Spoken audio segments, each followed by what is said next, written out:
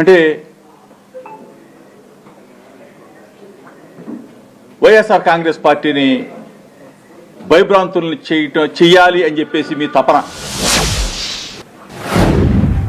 అంబటి రాంబాబుని, చెవిరెడ్డి అన్ననో, లేకపోతే నారాయణ స్వామి అన్ననో, జోగి రమేష్నో మమ్మల్ని ఇబ్బంది పెడితే, మా మీద దాడులు చేస్తే, లేకపోతే మా కుటుంబాల మీద దాడులు చేస్తే, మా ఇళ్ల మీద దాడులు చేస్తే మేము వైఎస్ఆర్ కాంగ్రెస్ పార్టీ జెండాని పెడతామా? మా గొంతుకు ఆగుతుందా? అంటే ఏమనుకుంటా ఉన్నారు మీరు?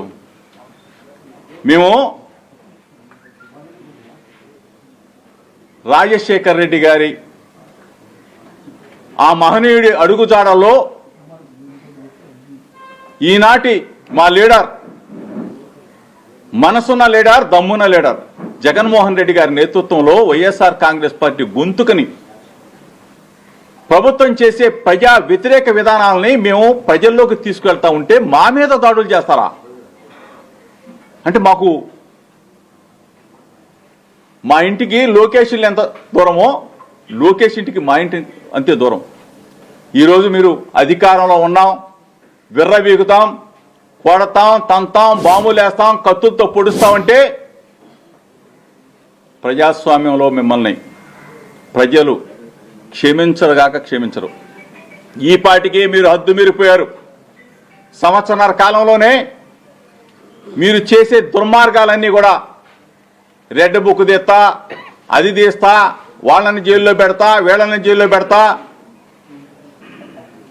చెవిరెడ్డి అన్నని 8 నెలలు జైల్లో పెడతా, జోగి రమేష్ని 3 నెలలు జైల్లో పెడతా, రాక్షస ఆనందం పొందుతామంటే రాక్షస ఆనందం వరకే పనికొస్తుంది. భూమి గుండ్రంగా ఉంటుంది.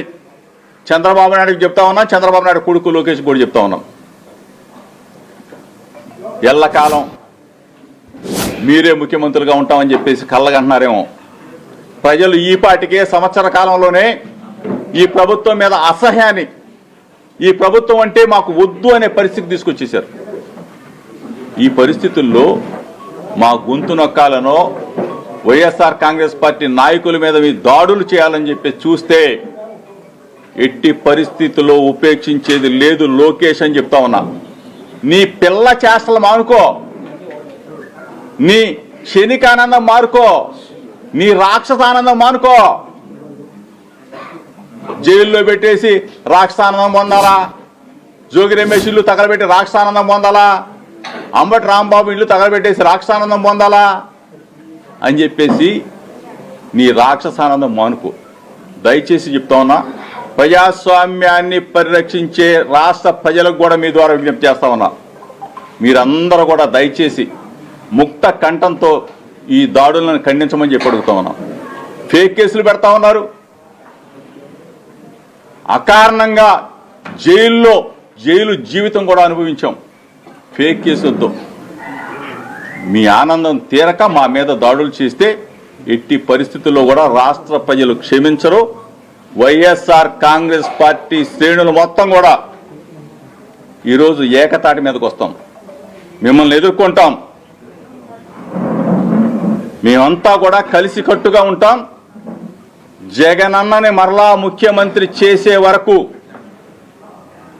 మా పోరాటం ప్రజల పక్షాన ఉంటాం, ప్రజలతో మమేకమవుతాం. వైఎస్ఆర్ కాంగ్రెస్ పార్టీ జెండాన్ని రెపరెపలాడిస్తాం.